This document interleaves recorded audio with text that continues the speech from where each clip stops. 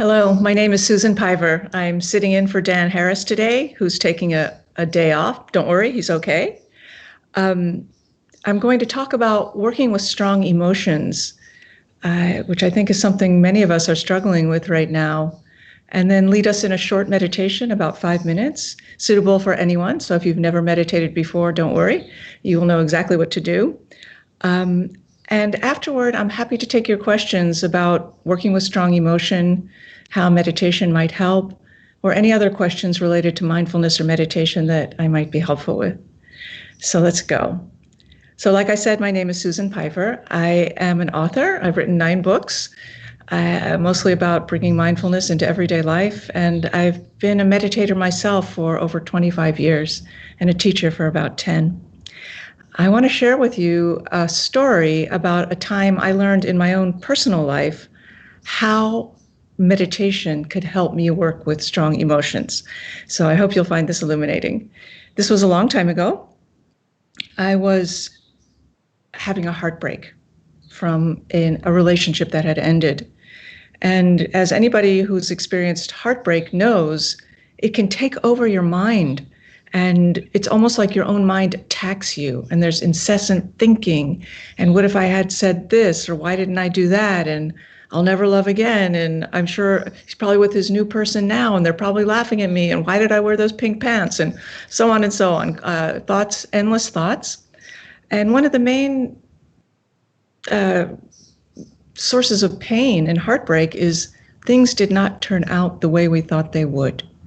And so whether you're having a relationship heartbreak or not, which I hope you are not, we're all sort of working with the difficulty of things not working out the way we had expected. So in this story, again, long ago, I was in the midst of the heartbreak and the incessant thinking, and I was taking the trash out because it was trash day. I was rolling these 2 heavy trash bins down to the curb, and I was sobbing, and my thoughts were attacking me. And I was sweating because it was Texas in July. I lived in Texas at the time. And I rolled these trash bins down to the bottom of the curb, and I was crying so hard I couldn't stand up anymore. So I just sat down, and I remember thinking, maybe when the trash people get here, they'll throw me away. They won't see that I'm not trash, and they'll throw me away because I don't think I can take this anymore. And in that exact moment, my very next thought was, but wait, nothing is happening right now. And that sort of startled me. And I looked around and I saw it was true. No one was depriving me of future love. No one was laughing at me. No one was saying, why did you wear those pink pants? Nothing was happening. It was a sunny day in Texas, and I was sitting on the curb. And in that moment, I realized that it was not only or mostly the circumstances, excuse me, of my life that were tormenting me. It was my thoughts.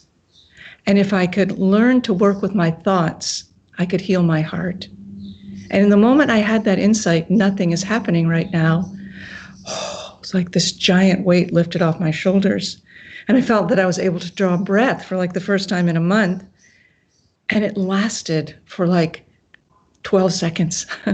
And then all the thoughts came rushing back. But that lesson, if I can work with my mind, I can heal my heart, or work with my emotions, stayed with me till this very moment. And I also saw in that moment that emotions, no matter how intense, are not solid. They're actually pulsing in and out of existence. So no matter how overwhelmed you might feel with anxiety or fear or rage, if you start to pay attention, you see, well, actually there are moments when you are not anxious, when you are not afraid, when you are not enraged. It's not quite that solid. I'm not trying to take away from the really good reasons that we have to be afraid right now or scared or angry. But nonetheless, these are not walls with no gap. There's something that if we learn to work with, the gap between the different feelings, between feeling this intensity and relief from the intensity, then we can really work with strong emotions in a skillful way. So one way to describe meditation is the practice of cultivating that gap between your thoughts about what's happening and what is happening. So you start to notice that those are different. So I'd like to lead us in a short meditation, just 5 minutes or so, and then we can have any conversation. If you have questions about strong emotion, about meditation and strong emotion, about meditation in general, mindfulness, please type them in chat, and they'll be shared with me, and I'd be delighted to talk about them with you. So begin your practice, please, by forgetting everything I just said. Just relax. Just relax and take a comfortable seat and rouse the sense that right now there is nothing happening. You're just sitting here. I'm not saying you don't have a very active life. Maybe you've got kids running around. There's all sorts of things happening in the world. But right now, we're just sitting here together. So give your weight to the cushion or chair. I sometimes feel like I'm hovering, but let's just land right here. And sit up straight, or your version of straight. And if you have back issues or neck issues, pretend you're sitting up straight. That counts. And let your shoulders relax. The eyes can be open or closed, whatever feels natural to you. Mine is an eyes open practice, but it's not better or worse. But if you are sitting with your eyes open, let your gaze be cast down. And in all cases, let the area around the eyes soften. And notice that you're in a body and you're right here. And we can be grateful for these very simple truths of having a body and being here. Feel yourself breathing, meaning feel the body breathe, which doesn't mean focus on the breath or notice the breath. Rather, we want to let the mind rest on the breath, like the breath was a hammock that swings in on the inhale and out on the exhale, and you place your mind in the hammock and let it be carried. Turns out that the mind loves to rest on the breath. So just feel this inhale, this exhale.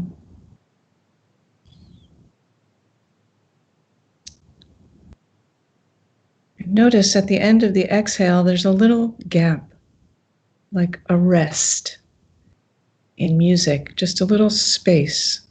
And from that space, the next inhale just arises, I promise. You don't have to try.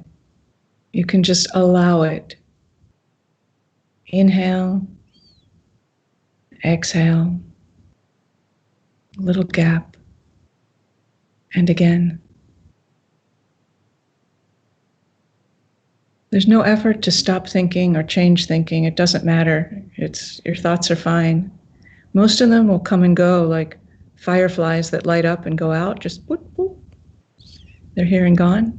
You don't have to do anything about them. It's no problem. If you notice you've become absorbed in thought, happy, worried, important, boring, doesn't matter, just let go.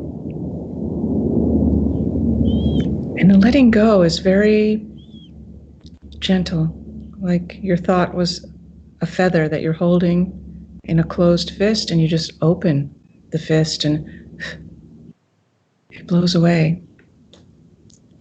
There's actually no thought that you can't let go of, even if it's just for a moment.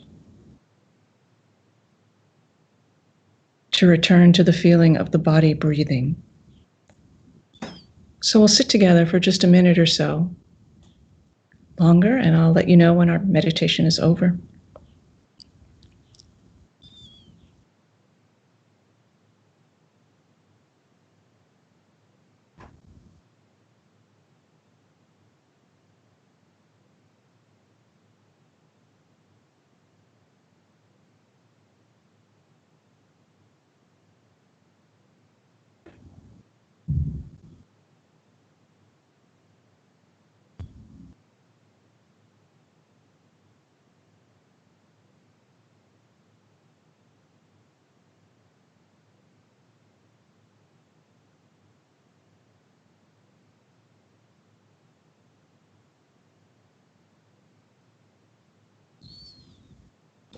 Remember, if you get lost, just come back to the rhythm of the breath, which is always there.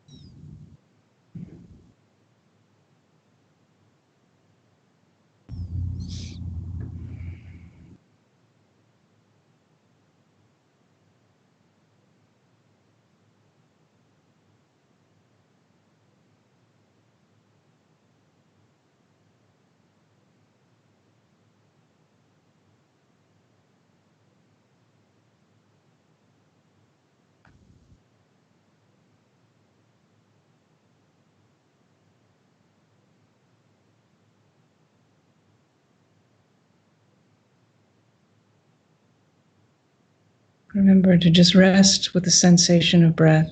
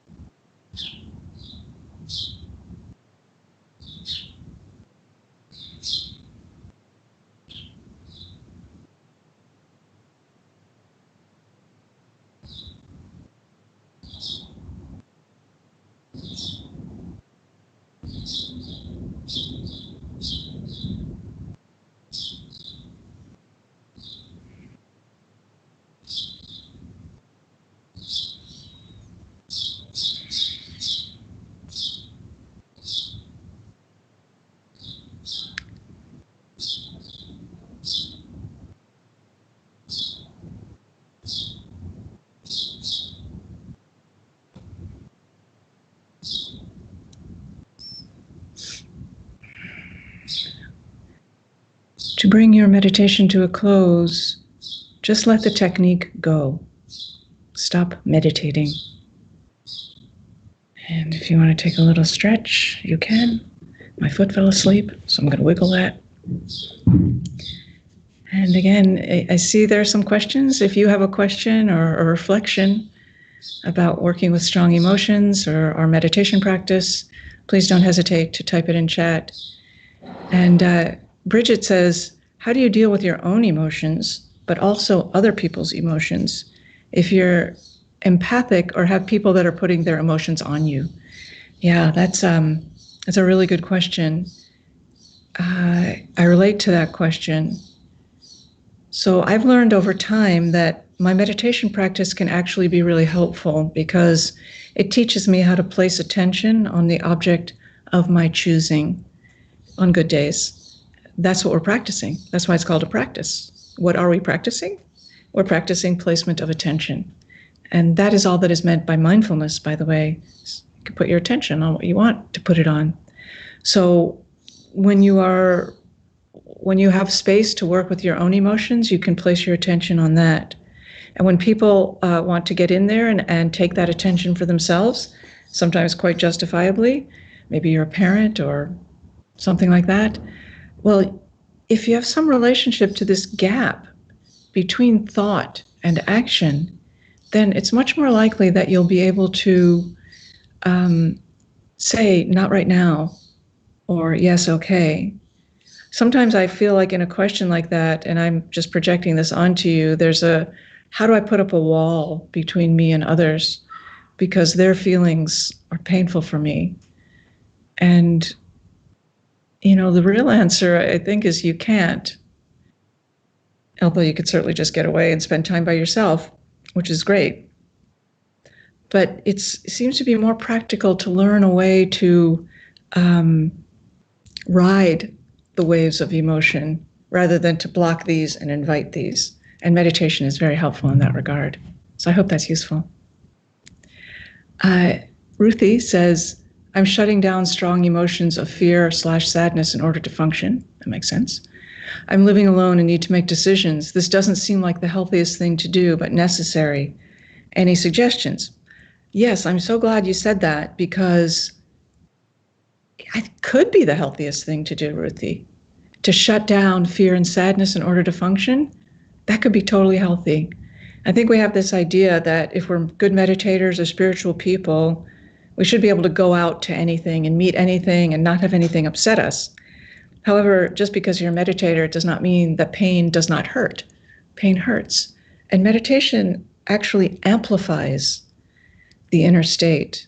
So it's not good for everyone, and it's not good for everyone all the time. So if you struggle with acute anxiety or trauma, it's important to know that you don't have to make yourself meditate. There are other ways to relax. You can do walking meditation, or you can do napping meditation, one of my personal favorites. But I want to just take away the idea that shutting down may be unhealthy. It may be, or it may not be. It may actually be the thing that you need to do to best support yourself. So gentleness with yourself, gentleness in the beginning, gentleness in the middle, gentleness in the end. Do what you need to do to take care of yourself and trust your own instincts. Beth says, how do I help my children deal with strong emotions when I'm struggling with them myself? That's such a good question. And I wish I had just do these 3 things and it would be fine. I think for a parent, or if you're living with others in general who need your support, it's really important, and it's not always possible, especially for parents, to find some time in the day to just take care of your own self. I find that this little prompt in the morning helps me a lot. What I most need to tell myself today is, and then I write down a few words. Just that little checking in with myself reconnects me and gives me a sense of strength. I think depending on how old your children are, it could be useful or not for them to see how you work with your feelings. You have to make that judgment. So everyone's struggling with strong emotions right now. I appreciate that your love for your children inspired the question to work with them so that you can continue to be a benefit to them. And I just suggest some healthy balance of self-care and authenticity and rest. Portland German short-hair pointer says, I am experiencing a real heartbreak that I have to end tonight. How do I handle these strong emotions and feelings of enormous loss? I am so afraid. Well, my heart goes out to you. It is scary. And you have to be, again, very gentle. There's no instruction on the spiritual path that I've ever encountered that says, shove your face in it. You don't have to stew or drown in your feelings. There are times when it's very appropriate to distract yourself, to do something enjoyable, to turn off all devices, to play some game online, distract. There's no shame in that. I also want to tell you that whatever it is that you feel, painful though it might be, and I understand, it can be very hard to believe this, but it will not last forever. You will not always feel this way. There's very little that I feel that I as a human being can promise, but I can promise that you will not always feel this way. There's no feeling that has lasted for eternity. And the truth is, when your heart is broken, there is a rare opportunity to let go of what you thought love was and discover how deep it can actually be. Because even though it doesn't feel good, I'm not trying to say otherwise, but in those circumstances that we cannot game, and we cannot game heartbreak. there's something valuable and powerful also at play. So I wish you the best. I wish you luck. Can I explain napping meditation? It looks like this. Resting, sleeping.